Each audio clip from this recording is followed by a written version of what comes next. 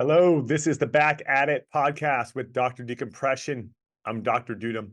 This is episode 50. It's been a journey.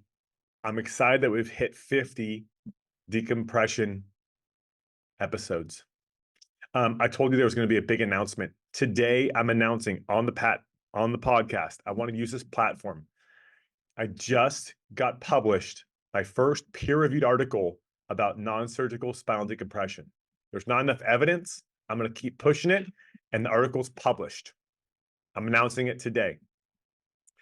The article is about 4 patients. It's a case series. It's in the Journal of Contemporary Chiropractic. Each patient had a disc injury of a herniation or extrusion. Each patient was on the verge of getting spinal surgery. They've either had injections that didn't work or they were on the verge of surgery. After 3 months, each one of these patients has become pain-free, and there's a significant reduction in the size of the disc herniation. That's what the paper discusses.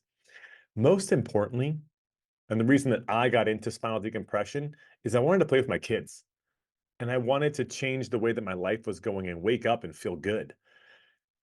Each one of these patients was able to play with their kids, was able to exercise again, playing frisbee golf again, surfing again, teaching Zumba, all of their activities and their passions they were able to do without spinal surgery.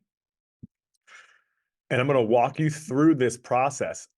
I have in the studio Dr. Gatterman, my co-author for this paper, and we're going to discuss the process, each case, the challenges of getting a research paper published.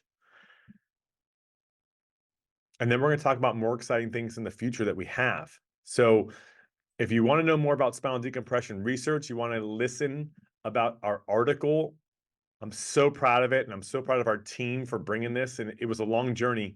If you want to check it out, episode 50 coming now. You don't have to live in pain anymore. This is the podcast where you'll learn the stories, tips, and tools to get back to your path to health. I'm Dr. J. Dudum. This is Back at It with Dr. Decompression. I was thinking we could talk about the process, how long it took. It's a process. It's a process. From the idea last fall. Yeah. I think we started last fall. We had a meeting, I know, with the research department in January. Yeah. At Life West. Yeah. Yeah.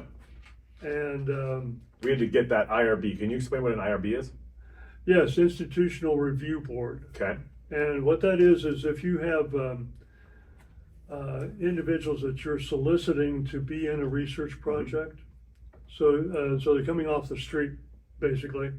They're not patients. We're not paying. Oh, got it. They're not patients. They're not paying. patients. Got We it. may pay them. Got it. And we may pay them to be in the We didn't pay these people. Yeah, but they're off the street. Yeah. They have nothing, no other involvement with the clinic. Yes. Then you have to have an institutional review board. They want to make sure that they're being properly probably taken care of. Yeah. Okay. So, because we didn't pay the people, these are patients 4 patients that came in, reduction in the size of a disc herniation. These patients came in. We're just reviewing. It's a case series. We're just They're already reviewing. existing patients. We're reviewing what had happened. Right. Yeah. Okay. And so we get the IRB, Mm-hmm. and then we have to go to pick a journal. Yeah. Right? And then we have to make the article fit the journal criteria, Yes. resources, formatting, and then we submitted it. How long did all this take? I think we started the. When did we first submit this? Probably in. I want to say July. Let's say midsummer, yeah. So Yeah, July, Midsummer, July. September. And so it took 3 months 3 months. Once we submitted it, once we submitted it. Yeah. we still had to write it and get the 39 resources, and you had to do the images. Yeah. The patients had to get better. The first case was the guy was in here in 2022. Mm-hmm. So it was like 2 years ago. Can we talk? I have a story. Okay. I remember this story vividly. We had the patient, the extrusion patient, Mhm. the 1.8 centimeter. Two parts of the story. Number one is it was one of the bigger disc herniations I had, or extrusions that I had seen. Right. While doing decompression. I saw this thing on the MRI. I was freaking out. It was the biggest one I'd seen. Mhm. And I called you. I was texting you, calling you. You were fortunate enough and kind enough to pick up. And I said, Dr. Guyman, can I work on this guy? Like, is it safe to work on him? Mhm. And we talked about standard of care. And do you remember what you said to me? Or what would be your Well, response? what I would probably say in Yeah. those instances is I always believe that it's the clinical picture that dictates whether you can work on a patient or not. Yeah, So if they're they have like motor nerve deficiencies, they're foot drop, weakness. weakness, Yeah. they're not able to walk correctly, things Yeah. like that. They have severe sciatica and nothing. And in that instance, the sciatica does not go away during conservative care. Got it remains, and those are always red flags for me. Okay. That's when I start advising. The patient needs other care. They need Refer them out. another observation. Yeah. Another. And that's kind of what you said. You said treat them conservatively, make sure that their symptoms are not getting worse and they're improving. Mhm. If they're getting worse or not improving after a few weeks, refer them out. Mhm. So I followed your instruction. I told the patient, I said, hey, I think we should try this. You should call a spinal surgeon in the next 3 or 4 weeks and set up an appointment, just in Yes. case. And then he gradually got better after 3 months, as it is in the paper. He is patient number two.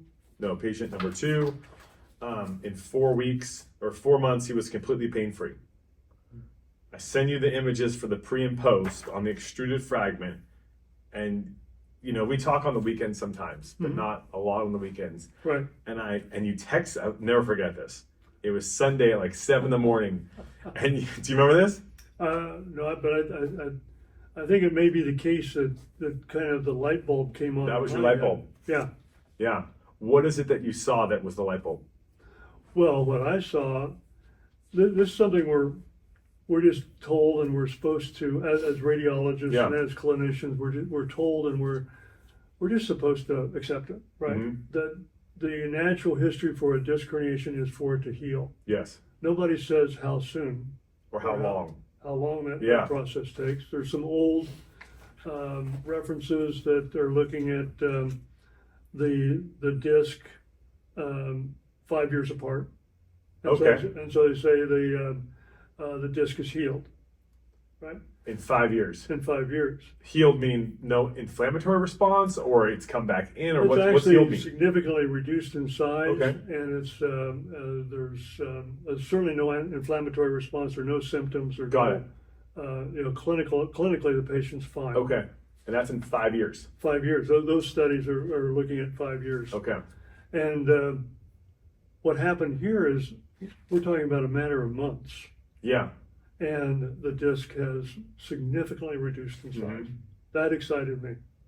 That was new information for me. That was I different. learned something. And you're in the trenches of research. Yes. Yes. Is there anything that shows the reduction of the size that's less than 5 years? Is there like 2 year, nothing? There's nothing. Well, Or there's very minimal. few studies. Minimal. I did a literature search at the time, Okay. and came up with very few Got it. studies that actually put a timeline, Wow. that actually did the pre and post MRI and Okay. put a timeline on it. What were those timelines? Do you remember? Well, 2 years. 2 years. Yeah. Okay. Okay. You text me at 7 a.m. I'm like, you're like, hey, we gotta talk about the patient. I'm like, oh my gosh.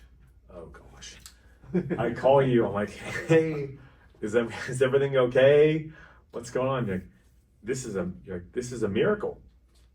How did you get the disc to come back in that much that fast? Mhm. And that's when the light bulb, as you said, went off in your head.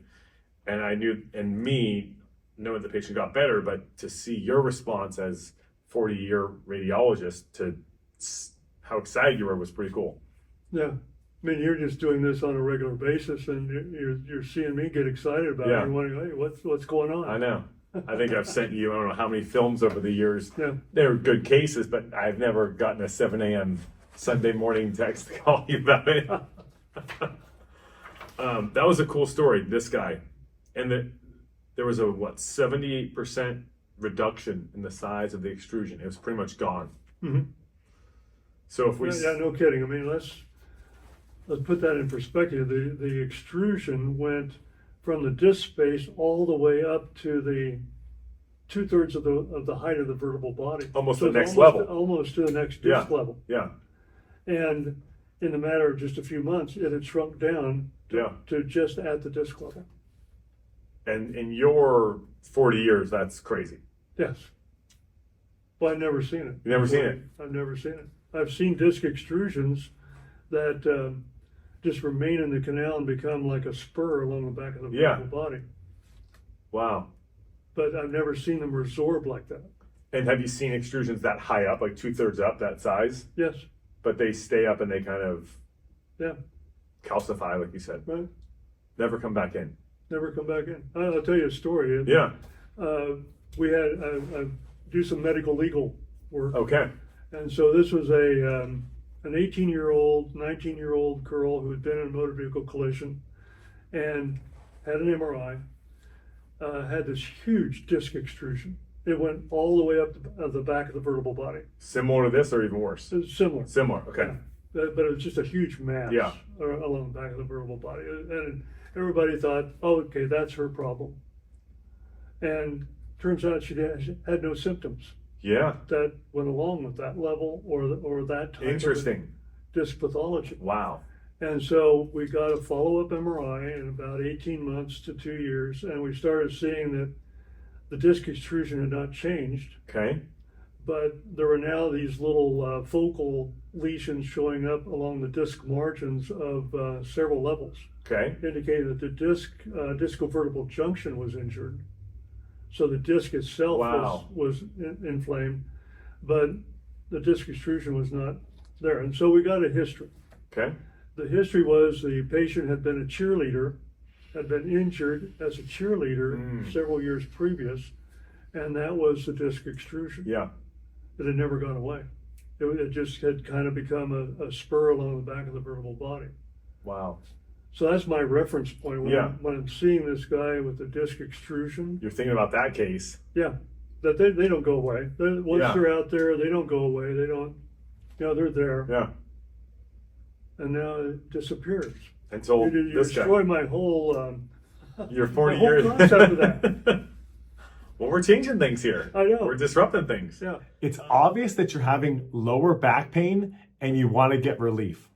Text me the word relief to 925-291-5670 to download your free low back pain guide. Start fixing your back today and get the relief that you deserve. Yeah. I want to ask you a question, and this is kind of a segue to our new paper. Okay. We're gonna tell people what we're doing. Okay. We're doing another paper on instability, right? Yeah. Can you elaborate more on the paper that they can find shortly? Yes. That we're working on. This is our next project. Well, we're working on it. We have one patient that has cervical spine instability, and it's associated with stenosis. They have stenosis, and there's contact to the spinal cord. In the cervical spine, the segments tend to be more rigidly attached to one another to allow for protection to the spinal cord. Okay, there's more friction with them. Yeah, so mean? even though there's a lot of motion in the neck, there is the ligaments tend to be stronger. Got it. And then they're holding the vertebral bodies together more tightly, so that the spinal cord has a nice even canal. Interesting. I didn't know that. And so when you have instability in the cervical spine, it can alter that canal and affect the spinal cord. Oh.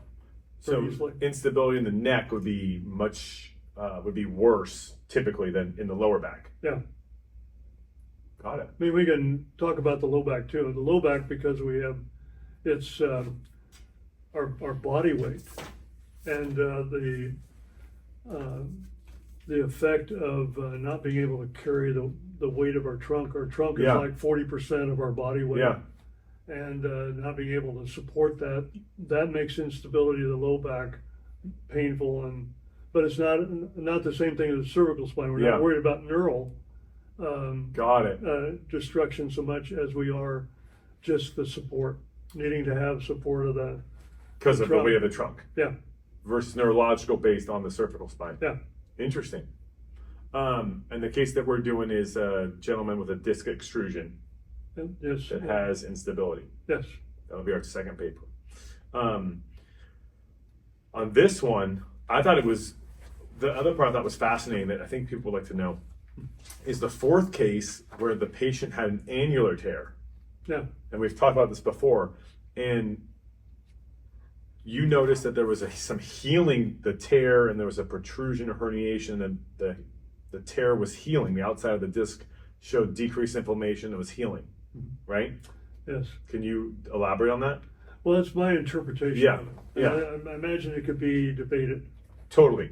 but I think there's a lot of information we don't know yet about Yeah. the disc, Okay.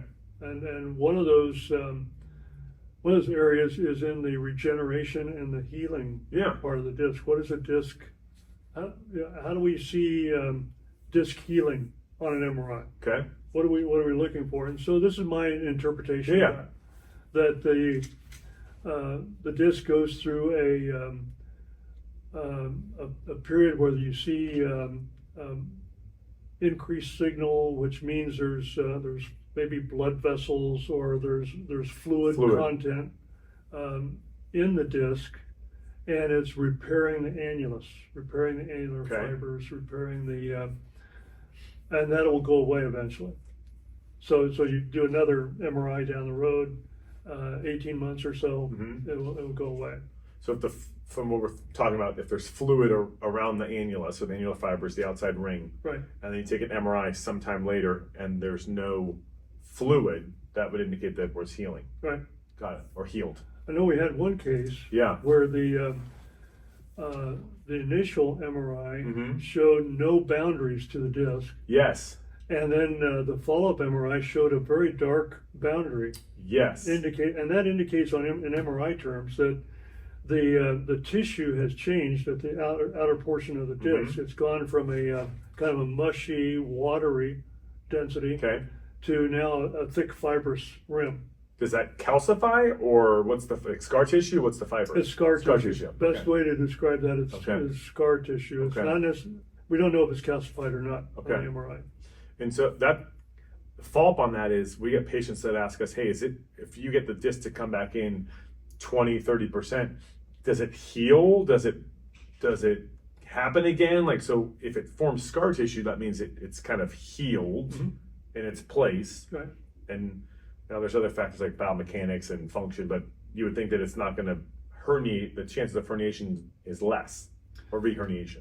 You would think the scar is going to be a stronger tissue, and so if it's going to reherniate, it will herniate someplace else. Got it. So it's kind of healed. Yes. Cool. Yeah. I remember that case. That was one of our first cases. Yeah. Not in the research paper. I remember that. I know. That guy's playing hockey now again. Is he really? Yeah. No more leg pain, playing hockey. Yeah.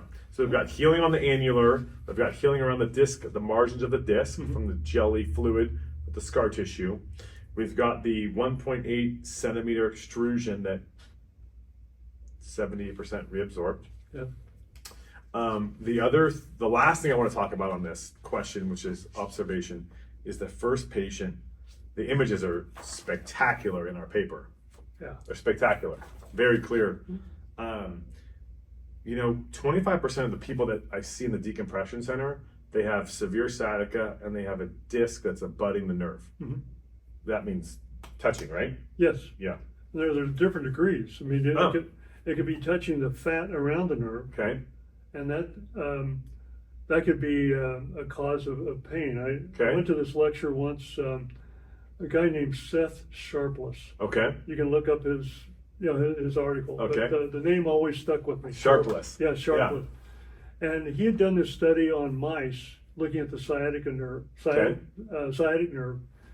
and was trying to decide how much pressure does it take for the impulse through the nerve to change. Okay. And then the idea is that if you can affect the impulse going through the nerve, then that's symptoms. That would equate to symptomatology. Okay. So he's looking at this completely electrophysiologically. Got it. He found that basically the weight of a feather. The weight of a feather? A feather would That doesn't change the seem like- impulse in the nerve. Wow. Of a feather. Of a feather. And when I see a general report that says a buddy in the nerve, that gives me nothing Right. of what you're like. There's no description how much weight. Right. And it's just the weight So of a I feather. try to say where how much. You know, Got you it. can quantify it by saying it's the perineural fat. Okay. So that would be the feather. Got it. And then you have flattening the nerve, Flattening. or displacing the nerve, Okay. or compressing the nerve completely. So there's kind of two categories. Well, there's like 3 or 4 Got different it. grades there Got it. that you could use in a description. Okay. And when I talk to patients about the work that we do and how I have a outside independent radiologist named Dr. Gatterman, and the amount of information that we discuss back and forth, like these are super important facts and descriptions that would dictate the treatment. Yeah, exactly. That on a general report is unfortunately lacking. Right. As we were talking about I before. mean, you would know, for instance, if the nerve is being flattened against the lamina, Yeah. you have maybe 4 weeks to work with this patient until you have to make the decision. Do we Okay. continue on or do we refer? Yeah. I mean, that would be that's kind of my thought as Okay. as I'm saying that Yeah. in a report, is that this is a serious case, more serious than the perineural fat being affected. Got it. And obviously, if it's more flattening versus feather, Mhm. symptoms are going to be more severe. You would think so. Yeah. Does that correlate to neurologic as far as muscular function, like drop foot and things, or hard to say? It could as well. Yeah. I think, and that's where, from the MRI, you never know how much, you Yeah. can never read pain on Yeah. MRI. So you just have to describe it, and then the clinical patterns could be different for Okay. different people. That's why when we get MRIs with patients, we always do testing to say, hey, just like the case with the motor vehicle accident where they had a huge extrusion that had gone up the body, vertebral body, but it was asymptomatic. Yeah. So if we looked at that without testing, we'd say, dang, that's very big. We should work on that, but you might not need to. Well, the Or attorneys should. thought that was a great herniation. Yeah, they like that for the case. Yeah, they like that. Yeah, but not the case for the But symptoms. it had nothing to do Yeah, with nothing to the do with it. Wow. That's great insight. Yeah. Yeah. This is why we work with this guy. He reads almost every MRI that we work on a patient with. Okay. Dr. Gatterman, paper is amazing. I couldn't be happier with it. Any last words before we before we end the session in describing our paper with my co-author? Well, I think we should be very proud of it. I would say most people have an idea, Mm-hmm. and it stops there. Yeah. But this took a lot of work, and we It did. I think we both came to the decision that this is a good idea. We're going to put some action behind it, and we're going to make something happen. Yeah. And we made it I happen. would say you're the main cattle prod on this. I think. If I want these text messages. Hey, we got it. We can do it. Well, it was your 7 a.m. call that inspired me. Yeah. Yeah. No, it was a joint effort, and I couldn't have done it without you, so thank you. We did it. Check it out, reduction of the size of a lumbar disc herniation with non-surgical spinal decompression. So would you say that from this article that it works? Yes, absolutely. Would you say it's safe? Yes. Last thing, it just happened yesterday, we just talked about this. Would you say that this type of therapy is the same as hanging from a pull-up bar? No. No. And I know that because I know you. You know Thank you. what you do. Thank you. And we got to show more of what we do. Yes. Okay. Check out the article. Thanks to Dr. Gatterman. Episode 50. We'll see you guys next time.